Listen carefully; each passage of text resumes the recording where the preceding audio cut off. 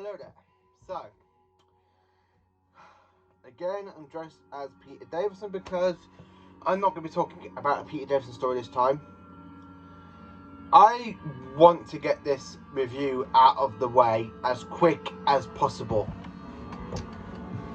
As you can tell, I really don't want to do this review because it's not a really good, interesting story. And if you can tell by the music, you can probably guess what story I'm going to be talking about. Or if you watched the video before, that is possibly right. You know I'm going to be talking about the twin shitty dilemma. Yeah. So I'm going to put this on pause and get straight into this.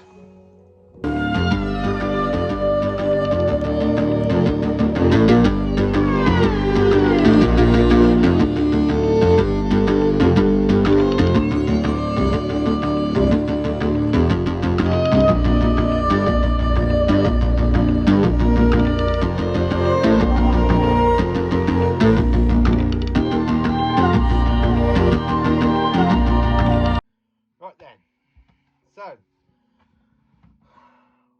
the twin dilemma.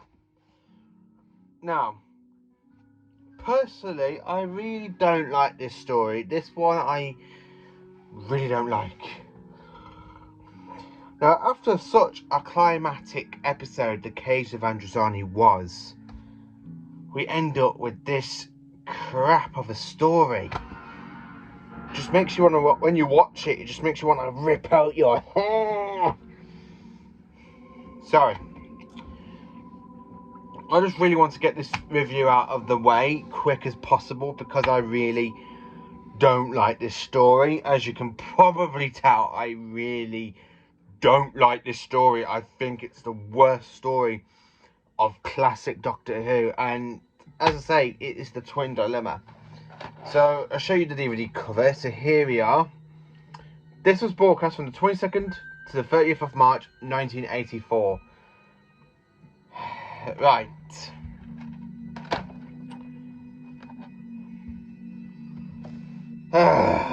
Right. Let's get straight into it. So, continuing from where we left off with the Doctor after his regeneration, where she goes, Doctor, you're expecting someone else? That's 3 eyes and 1 breath. Evil to stick with you, young lady. Rapid change, my dear. And it seems a moment too soon. So, continuing from that, we'll go to Colleen Baker, prance around in Peter Davison's costume, all muddy and stuff, and he goes, so, what do you think? She's like, and then he goes, it's really not a comfortable story, really. I just don't like this. The 2 children that played the twins acting are very, very wooden. The rest of the characters from this, as I say, are very wooden as well. Like, you got Aswell, who again is supposed to be a Time Lord on the last of his life, but yeah, not very convincing. His acting is really, really awful. You have this big giant slug named Mantor, Astral, something like that, and he wants to spread his offspring in little gasopod eggs so they can go across the universe and eat other people and plants and rule the world and rule the planet. Now, let me get you off by reading the blurb on this story, and then I can tell you what I personally think about this story. So, the Doctor has regenerated and all is not well. Confused, angry, and acting strangely, the new Doctor decides to become a hermit, which is not a good decision for a Doctor to do. Becoming a hermit, hiding inside a cave, is not what the Doctor really should do, because they think he's evil, because he attacks his companion Perry by strangling her in the TARDIS. I have never known a Doctor to attack a companion until I watched the story, and it's just like, sorry, I don't mean to be putting this one down a lot. I just really don't like this story. The characters are very, very weak and stuff. The Travellers soon undercover a plot that threatens the entire galaxy, but why has an alien gastropod kidnapped twins? Because he wants the twins to work out how to spread his offerings, and then cause out chaos through the galaxy.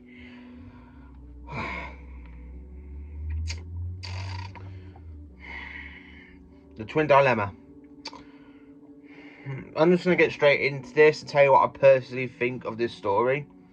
So right now I've got it just to try and complete the DVD collection, and it's going to stay like that. Personally, I won't even rewatch it. I just want to go up to a bin and just go back straight into a bin.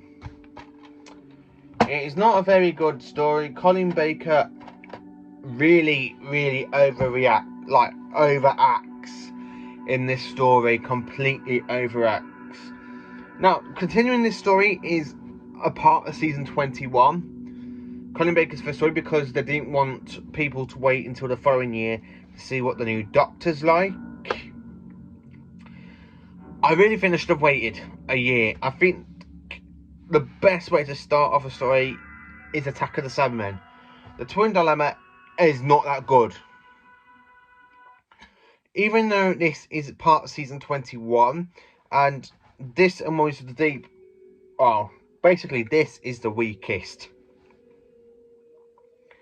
Absolutely the weakest. It's not a really enjoyable story. The Doctor attacks Perry. The plot is a little bit boring. All the other characters in this are like really wooden.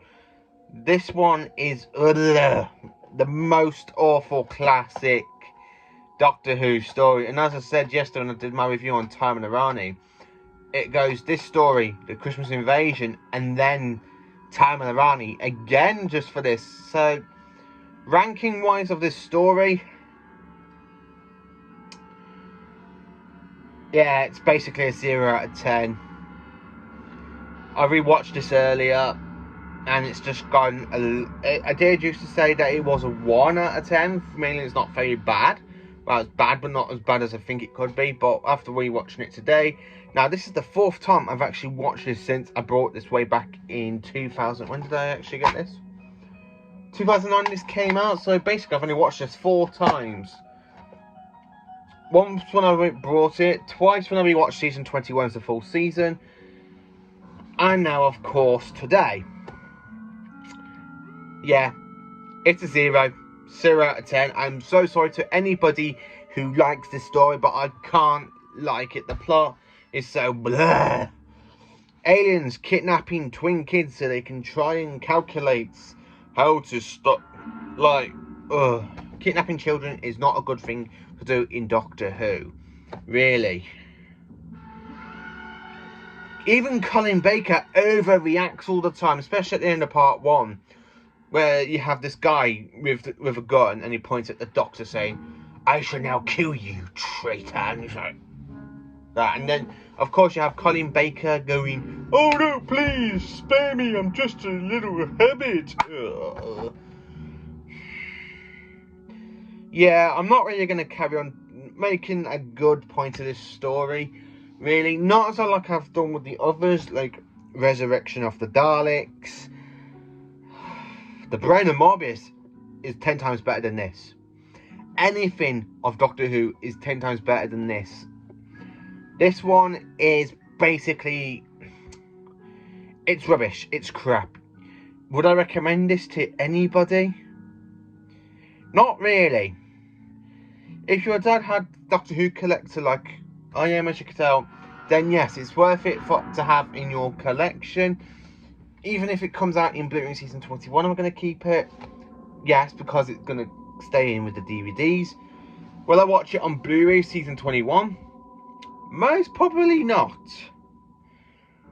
The Twin Dilemma is an awful story.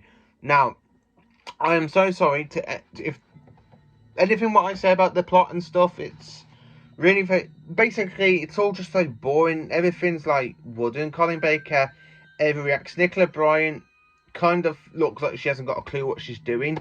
Her and Colin don't really mash in this story. They get a lot better in season 22 with a lot of bickering and stuff, and then you get season 23 that the friendship has progressed. But in here, the Doctor attacks her. It calls her the terrible Zodin. basically, the Doctor attacking Peri is not really a good introduction story for a Doctor. Considering this story follows one of my personal favourite stories of the show, which is basically the Caves of Androzani, and when I do a review of Caves of Androzani, I flipping love that story. It's just epic all the way through. This one, which is basically like broadcast like a week after, I kind of feel sorry for the people that watched this like a week after the Caves of Androzani. Most probably like people like my dad and my uncle, and my dad and my uncle Tim, because my dad when I was watching this with my uncle Tim. How the hell, I don't know how they went like, rip out the hair, Nathan Turner. It's just really, really not an interesting story. It's bad. So this is my review on the Twin Dilemma, and as you can tell, I really don't like the story. I really want to get this out of the way. So yeah, this is going to be the last review for today, because I'm doing a season review tomorrow, and of course I'm doing some more reviews so far. If you haven't seen any of my other reviews, and I suggest check them out, because I really show you how much I love them. This is the one story I can't really stand. As I say, I've only watched this 4 times since buying this in 2009. I really can't stand it. I mean, literally, I've just got to try and complete the collection-wise. Because basically I've got all of John Pertwee complete, all of Colin Baker, all of Sylvester McCoy, and of course the Modern Doctors complete. I've just got to work on Tom Baker and Peter Davison and Patrick Troughton. I've just got one more DVD to go for Patrick Troughton, and I've got him complete. Oh, and I've even got William Hartnell complete. This one and the Gunfighters. I'll talk about the Gunfighters when I get around to do a proper review on that one, because I need to rewatch that before I do a review.